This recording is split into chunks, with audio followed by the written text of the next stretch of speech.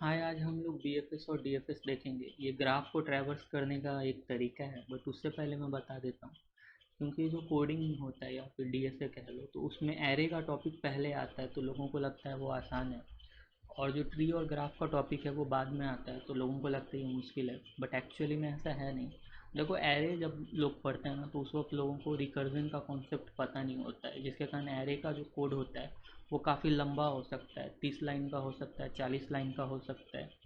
But अगर हम लोग ट्री या ग्राफ की बात करते हैं ना तो जो number of line of code है ना, ये काफ़ी कम हो जाता है, क्योंकि यहाँ पे रिकर्जन आ जाता है। तो जिसके कारण ये टॉपिक भले ही एडवांस होता है बट काफ़ी इजी होता है। कहने का ये मतलब है कि अगर थोड़ा सा प्रैक्टिस करोगे तो एक बार अगर कोड याद हो गया ना तो दोबारा नहीं भूलोगे। All right. तो ये एक इजी बात हो जाती है, तो ये भले ही बाद में टॉपिक आता हो, ये बहुत ही आसान होता है। और ज़रा देखना, इतना ही तो कोड है, कुछ 3-4 लाइन का कोड है, हमने गिना नहीं, बट ये हमने सिर्फ एक रेफरेंस के लिए दिया है कि एक अल्टरनेटिव ऐसा कोड होता है, बट मेन इतना ही है। All right. ये कोड एक्चुअली रन भी नहीं कर रहा है, ये हमने सिर्फ कंपेयर करने के लिए लिखा है। All right. तो बीएफएस क्या है? ये ग्राफ को ट्रैवल करने का एक तरीका है। ट्रैवल को ट्रैवर्सल कहते हैं। All right. तो इसमें हो क्या रहा है कि हमें एक ग्राफ दिया गया है ऐसा कुछ करके, और इनपुट में क्या दिया गया है पहले ये देखते हैं। ऐसा इनपुट नहीं मिलता, ये इनपुट में तो इमेज दे दिया, इनपुट में इमेज नहीं मिलता हम लोगों को। ऐसे कुछ नंबर लिखा हुआ होता है, तो इसको समझाते हैं।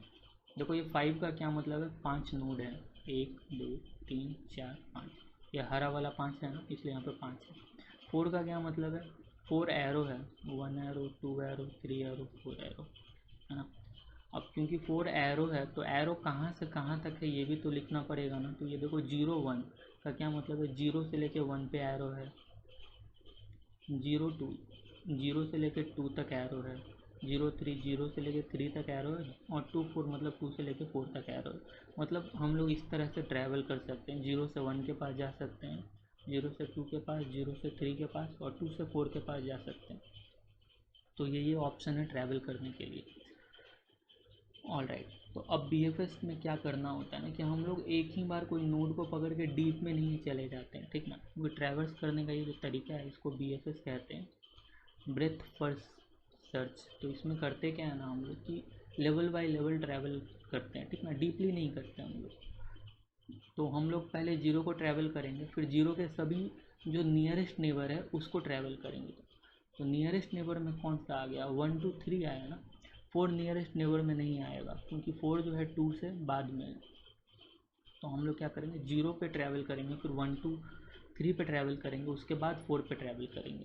तो यही तरीका है बीएफएस का। All right. तो कौन सा तरीका नहीं है? जैसे 0 to 4 ट्रैवल नहीं कर सकते, ठीक है, क्योंकि ये हम लोग डीप में चलते चले गए तो वो डीएफएस में होगा। और ये डीएफएस का कोड इधर है, बाद में हम बात करेंगे इस पर। तो चलो हम लोग देखते हैं ये काम कैसे कर रहा है। कोड बहुत ही आसान है, याद रखना, इसमें कुछ मुश्किल नहीं है। इसमें पहले से दिया गया है कि जो ट्रैवर्सल है वो जीरो से शुरू होता है, इसलिए हमने क्यू बनाया है। क्यों बनाया है? क्यों हमने इसलिए बनाया है ताकि हम ट्रैक रख पाएँ कि किस नोड का नेबर हमें विज़िट करना बाकी है ना। तो क्यू में हमने जीरो डाल दिया। क्यों डाला? क्योंकि क्वेश्चन में कह रहा है कि हम लोग स्टार्ट कर रहे हैं जीरो से, तो इसलिए हमने क्यू में जीरो डाल दिया, है ना। तो अब क्यू में अगर कुछ चला गया है तो इसका मतलब कि हमने क्या हुआ, उसको ट्रैवल कर लिया, है ना, मतलब विज़िट कर लिया। तो अब क्या करते हैं हम लोग? Visited is equal to zero कर देते हैं। तो इसका क्या मतलब है कि जो ज़ीरो है उसे हम विजिट कर चुके हैं, और यही एक्चुअली में आंसर है जिसे हमें रिटर्न करना है, विजिटेड नाम का जो एरे है। वाइल क्यू, ये लाइन का क्या मतलब है कि जब तक क्यू में कुछ भी एलिमेंट है, कोई भी नोड है, मतलब कि हमने अभी तक ट्रैवर्सल पूरा नहीं किया। At the end of traversal कैसे पता चलेगा?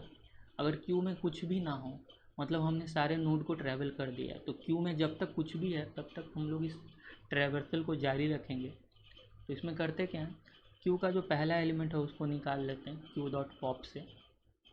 ऑलराइट। तो क्यू का ये भी एक फ़ायदा है कि चीज़ें ऑर्डर में रहती हैं, जो पहले आया वो पहले जाएगा। तो इसको हम लोग पॉप वर्टेक्स में डाल देते हैं। अब क्या करते हैं, पॉप वर्टेक्स जो है ये एक नोड है ना। अब उस नोड का नेबर भी होगा, जैसे यहाँ पे ये पॉप वर्टेक्स में जीरो है तो इसका नेबर है 1 2 3। तो उसके सभी नेबर को ट्रैवल करते हैं। कैसे करते हैं? For neighbour in adjacency of pop vertex. तो इसका क्या मतलब है, ये लाइन क्या देता है, A D J of pop vertex. तो ये लाइन ये देता है, देखो 0 1 देगा, 0 1 देगा, 0 2 देगा, 0 3 देगा, ये तीनों चीज़ देगा। क्यों, क्योंकि जीरो से इन तीनों चीज़ों पे एरो जा रहा है ना। तो ये नेबर क्या होगा, तो पहली बार में नेबर 0 1 होगा, दूसरी बार में नेबर 0 2 होगा, तीसरी बार में नेबर 0 3 होगा। ऑल राइट, तो ये ऐसे कोड काम कर रहा है। इफ़ नेबर नॉट विजिटेड, मतलब नेबर अगर विजिटेड एरे में नहीं है, मतलब उसको विजिट करना बाकी है, तो हम लोग क्या करते हैं, क्यू में डाल देते हैं, है ना। तो हमने पहले ही बोला था, अगर क्यू में कुछ चला जाता है मतलब उसे हमने विजिट कर लिया, तो इसीलिए हम लोग क्या करते हैं, विजिटेड में अपेंड कर देते हैं उस नेबर को, यानी अब वो आंसर का हमारे हिस्सा हो गया है। तो अब दूसरी बार क्या होगा, दूसरा नेबर कौन था, जीरो का, पहला नेबर तो 1 था, 0 1, तो जीरो का दूसरा नेबर क्या था, 2, क्योंकि 0 2 है। तो हम लोग 2 को चेक करेंगे विजिटेड में है कि नहीं, तो ऑब्वियसली नहीं है, तो हम लोग इसको क्यू में डालेंगे, है ना। क्यू में क्यों डालें, क्योंकि अगर 2 का कोई नेबर हुआ तो उसे भी तो चेक करना पड़ सकता है ना। तो हमने क्यू में डाल दिया इसको, और क्योंकि क्यू में डाल दिया तो हम लोग कह सकते हैं इसको विजिट कर लिया, और ऐसे ही ये सिलसिला चलते रहता है, और फाइनली जो विजिटेड नाम का जो एरे है उसको रिटर्न कर देते हैं, और वही हमारा आंसर है। ये चैट जीपीटी का इम्प्लीमेंटेशन है, और ठीक है, इसको हम लोग थोड़ा देर बाद में बताएंगे, अभी लिस्ट कोड का कॉन्टेस्ट शुरू होने वाला है। All right, bye. Hi guys, तो अब मैं दोबारा यहाँ पे आ चुका हूँ। मैंने कॉन्टेस्ट दे दिया, तो 4 में से 3 बना था, तीसरा जैसे ही सबमिट करता वो टाइमर अप हो चुका था, तो मेरे को आइडिया नहीं है वो सबमिट हुआ है या नहीं। चलते हैं आगे की तरफ। अब डीएफएस देखना है, तो डीएफएस काफ़ी आसान होता है, बिल्कुल डीएफएस की तरह ही होता है। इसमें बस थोड़ा सा अंतर ये होता है ना कि इसमें हम लोग लेवल वाइज ट्रैवर्स नहीं करते। ओके, इसमें हम लोग एक नोड को पकड़ लेते फिर डीप में जाते रहते हैं। ऑलराइट, उसके नेबर्स को नहीं चेक करते, बल्कि जितना आगे जा सकते उतना जाएंगे। जैसे 0 2 4 हो गया पहली बार में, फिर दूसरी बार में 0 3 को ट्रैवल करेंगे, फिर 0 1 को ट्रैवल करेंगे, है ना। तो ऐसे ही हम लोग करते हैं। तो चलो इसका देखते हैं इम्प्लीमेंटेशन। एक मिनट, हमने ये वाला बताया था क्या, नीचे वाला पार्ट बीएफएस का नहीं बताया था, फिर से हम एक बार बता देते हैं। देखो ये जो नीचे वाला इम्प्लीमेंटेशन है ये चैट जीपीटी का है, तो ये भी काफ़ी आसान है। तो पहले इसी को देख लेते हैं डीएफएस पे बढ़ने से पहले। देखो इसमें क्या किया है ना कि इसमें क्यू बनाया है, उसको एम्प्टी रखा है। यहाँ पे क्यू में 0 क्यों डाल दिया था, क्योंकि हमें पता था कि जो ट्रैवर्सल है वो 0 से स्टार्ट करना है, मगर बहुत बार हमें नहीं पता होता है, ठीक ना। कोई भी नोट दे देगा, बोलेगा वहीं से डीएफएस स्टार्ट करो, तो इसीलिए हमने यहाँ पे क्यू में कुछ नहीं डाला है, एम्प्टी रखा है। उसके बाद हमने क्यू में क्या किया, अपेंड कर दिया स्टार्ट को, है ना। तो अब यहाँ पे अलग क्या हुआ कि देखो यहाँ पे ना फिक्स नहीं है, ये बिल्कुल डिपेंड करता है। स्टार्ट अगर अलग है तो क्यू में जो पहला नोड है वो अलग जाएगा, है ना। तो अगर यहाँ पे 1 आता है तो इसमें 1 जाएगा, 2 आता है तो क्यू में 2 जाएगा। यहाँ पे स्टार्टिंग नोड कुछ भी हो, इसमें 0 ही जाएगा। तो ये भी एक इम्प्लीमेंटेशन है। इस कोड को देखना ज़रूरी नहीं है, बट देख लो, क्योंकि ऊपर वाले समझ गया हो तो नीचे वाले में भी कुछ नहीं रखा। ऑलराइट, तो सेम स्टेप है वैसा ही, क्योंकि क्यू में हमने अपेंड कर ही दिया है चीज़ों को, तो विजिटेड को हम लोग ट्रू कर देते हैं यहाँ पे। बट उससे पहले देखो, एक यहाँ पे विजिटेड अलग तरीके से बनाया गया है। इसमें क्या किया था ना कि विजिटेड में एक एरे है जिसमें सारे एलिमेंट के लिए फॉल्स लिखा हुआ है ना। तो हर एलिमेंट के लिए विजिटेड एरे में फॉल्स लिखा हुआ है। तो अब इसमें क्या करते हैं हम लोग, यहाँ पे क्योंकि स्टार्ट को विजिट कर चुके हैं तो हम लोग विजिटेड एरे में स्टार्ट के लिए ट्रू कर देते हैं। तो यही एक छोटा सा डिफरेंस था। और फिर यहाँ पर देखते हैं क्या कर रहा है, जब तक क्यू एम्प्टी नहीं हो जाता है, मतलब तब तक उसका नेबर है, और जब तक नेबर है हम लोग क्या करेंगे, हम लोग क्या करेंगे, जब तक क्यू एम्प्टी नहीं हो जाता है तब तक मतलब ट्रैवर्स करने के लिए नोड है, तो हम लोग क्या करेंगे, जो क्यू का जो सबसे आगे वाला नोड है उसको निकाल के स्टार्ट में डाल देंगे और उसको प्रिंट कर देंगे, ठीक ना। और क्योंकि वो पहला आंसर हो जाएगा, सबसे पहले जो मिला वो प्रिंट कर दिया जाए। और इसके बाद हम लोग क्या करते हैं कि for I in self graph start, तो जो भी स्टार्ट निकला था, मतलब जो एलिमेंट हमने निकाला कि उसे उसके सारे नेबर पे चेक करेंगे ना, मतलब कुछ ऐसा ही हमने बताया था ना कि अगर ये जीरो है तो जीरो के सारे नेबर पे चेक करेंगे। तो ये जो for I in self graph start है तो ये इसके सारे नेबर को चेक करेगा। तो क्या करेगा ये, अगर वो एलिमेंट उसका जो नेबर में जो भी एलिमेंट है विजिटेड आई, अलग अलग एलिमेंट होगा नेबर का। जैसे विजिटेड आई में क्या हो सकता है, 1 हो सकता है, 2 हो सकता है, 3 हो सकता है ना। अगर स्टार्ट ही 0 है तो विजिटेड आई में यही होगा। तो अगर ये विजिट नहीं किया हुआ तो क्यू में डाल देंगे, है ना। क्यू में डालने का मतलब कि हमने विजिट कर लिया, और इसीलिए हम लोग विजिटेड आई को ट्रू कर देते हैं ना। तो यही था डीएफएस, और ये काफ़ी आसान है। हम लोग डीएफएस पे आते हैं। तो डीएफएस में क्या था कि हम लोग डेप्थ वाइज ट्रैवल करते हैं, 0 to 4, 0 3, 0 1। और ये भी काफ़ी आसान सा कोड है, काफ़ी छोटा सा कोड है। इनफैक्ट मेरे को ये काफ़ी टाइम बाद हमने ये कोड देखा और देखते ही मुझे समझ में आ गया ये चल के आ रहा है यहाँ पे, क्योंकि ये कोड आसान है ऑलरेडी, और कोई रीज़न नहीं है। तो देखो होता क्या है यहाँ पे, आंसर हमने बना लिया। आंसर एक एम्प्टी एरे है ना। उसके बाद क्या कर रहे हैं, एक डिक्शनरी बना रहे हैं जिसमें विजिटेड लिखा हुआ है, उस डिक्शनरी का नाम विजिटेड है। तो ऑब्वियसली इसका काम क्या होगा, ट्रैक करना होगा कि किसको विजिट किया किसको नहीं। और आंसर है तो नाम में ही आंसर है तो इसमें आंसर डलाएगा, उसी को रिटर्न कर देंगे। डीएफएस है, यहाँ पे एक डीएफएस का फंक्शन कॉल किया गया है, और इस फंक्शन में हर बार इस डीएफएस को कॉल कर रहे हैं। तो ये एक अलग चीज़ है, यहाँ पे रिकर्जन देखने को मिल रहा है, पिछली बार नहीं था। तो अब इसमें हो गया है। तो जो पहला नोड है यहाँ पे, नोड में तो पहला नोड ही आएगा 0, उसको हम लोग क्या करेंगे, विजिटेड में 1 डाल देंगे। 1 का मतलब ट्रू होता है, और 1 के अलावा कुछ भी हो तो वो फॉल्स हो जाएगा। तो यहाँ पे क्या है, यहाँ पे आंसर अपेंड नोड है ना। नहीं, एक्चुअली जो 1 का मतलब यहाँ पे ट्रू है, 1 के अलावा कुछ भी में कुछ भी तो नहीं हो सकता ना, 0 ही होगा क्योंकि ये एम्प्टी है डिक्शनरी। तो इसमें कोई ऐसा एलिमेंट डालोगे जो इसमें है ही नहीं तो ये 0 रिटर्न करेगा, नहीं तो एरर रिटर्न करेगा, है ना। तो वो फॉल्स कंसीडर किया जाएगा। बाइनरी के लैंग्वेज में 1 या फिर किसी भी पॉजिटिव नंबर को ट्रू माना जाता है, और 0 को फॉल्स माना जाता है। इनफैक्ट नेगेटिव को भी ट्रू माना जाता है, ठीक है। तो ये एक तरीका है, 1 के जगह पे ट्रू लिख सकते हैं तो हम लोग 1 लिखें, ताकि 1 जब भी मिले तो इसका मतलब विजिट कर चुके हैं। आंसर में अपेंड कर देंगे, है ना, क्योंकि विजिट कर चुके हैं तो आंसर में डाल देते हैं ना, क्या दिक्कत है। विजिट कर लिया तो जो जहाँ पे जिस रास्ते पे चल चुके हैं उसका रिकॉर्ड रखना पड़ेगा ना, कि डीएफएस में इस रास्ते पे चले थे। अब for node in adjacency of node, है ना, इसका क्या मतलब है कि मान लो कि हमने यहाँ पे 0 पकड़ा था, है ना। क्यू में सबसे पहले विजिटेड में सबसे पहले हमने क्या डाला था, 0 को डाला था ना। उसके बाद आंसर में भी 0 को डाला था। तो for node in adjacency of node, है ना। तो ये एडजेसेंसी जो है ये एक तरह का एरे होता है, 2D एरे। तो ये बोल रहा है कि एडजेसेंसी ऑफ नोड मतलब 0 का जो जितना भी एडजेसेंट है, तो क्या है 0 का एडजेसेंट, यही 3 है ना, 0 2, 0 3, 0 1। हाँ, तो इन सभी पे कभी ना कभी तुमको फॉर लूप चलाना है, मतलब इन सभी पे आना है तुमको, आज नहीं तो कल, है ना। But if node not in visited, है ना, तो अगर नोड विजिट नहीं किया गया है तो हम लोग फिर से डीएफएस को कॉल कर देंगे। अब यहाँ पे ये देखो थोड़ा समझने वाली बात है कि अगर नोड को हमने विजिट नहीं किया है तो डीएफएस को कॉल करेंगे। तो इसका क्या मतलब है कि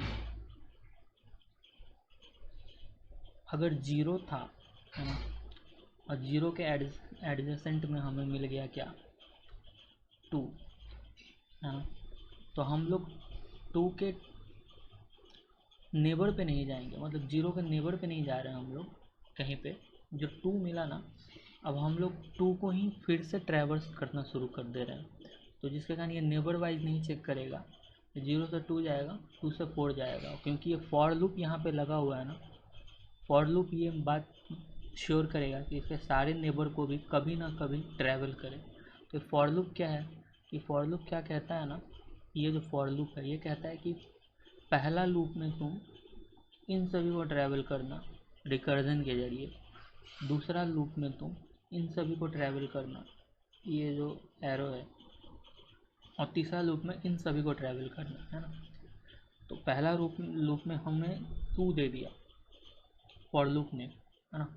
अब टू पे अगर विजिट नहीं किया तो डीएफएस हमने स्टार्ट कर देना है। तो जब डीएफएस स्टार्ट करेंगे तो यह क्या करेगा कि फिर टू के नेबर को चेक करेगा। तो जितने भी नेबर हैं उसमें से जो भी पहला नेबर होगा उसमें वो डीप जाएगा, और फिर वहाँ पे नेबर चेक करेगा, उसमें जितने भी नेबर होंगे उसके पहले नेबर में डीप जाएगा। तो ये ऐसे ही काम होता है डीएफएस का। तो सच तो ये है कि मैं इसे कितना भी एक्सप्लेन कर दूँ ये थोड़ा बहुत कंफ्यूजिंग हो जाता है। अगर तुम इसको ट्रैवर्स करके देखते हो ना तो मैं गारंटी देता हूँ कि इससे ज़्यादा इजी कुछ नहीं है। मेरा मतलब कितना ही डिफ़िकल्ट हो सकता है ये 4 लाइन का कोड, इतना ही कोड है ना। ये तो डिक्लेरेशन हो गया, और अगर देखा जाए तो ये भी डिक्लेरेशन ही है, but just for the sake, क्योंकि हम लोग इसको बार बार ट्रैवर्स कर रहे हैं। तो 1 2 3 4 5 6 लाइन का ही कोड है ना। बाकी 2 लाइन को ऐड करना कोई सेंस नहीं बनता, क्योंकि यहाँ पे तो फंक्शन को कॉल किया जा रहा है ना। हम लोग स्टार्ट कहाँ से कर रहे हैं, जीरो से ना, और फिर रिटर्न कर दे रहे हैं आंसर। तो इतना ही कोड है। एक बार छोटा सा फिर से देख लेते हैं। ये फंक्शन में घुसेगा, ये डीएफएस से स्टार्ट होता है जीरो से, क्योंकि क्वेश्चन में लिखा हुआ है जीरो से स्टार्ट करना है। तो यहाँ पे आ जाएगा आंसर में, हम लोग आंसर स्टोर करेंगे, जिसको भी विजिट कर देंगे उसको आंसर में डाल देंगे। यहाँ पे विजिटेड में क्या है, एक डिक्शनरी है, एम्प्टी है, ये कुछ नहीं है।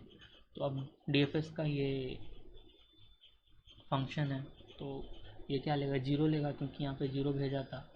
तो अब जीरो को विजिट कर चुके हैं, क्योंकि फंक्शन के अंदर आ गया तो विजिट कर चुके, तो विजिट में 1 लिख देंगे, मतलब हाँ ट्रू, विजिट हो गया।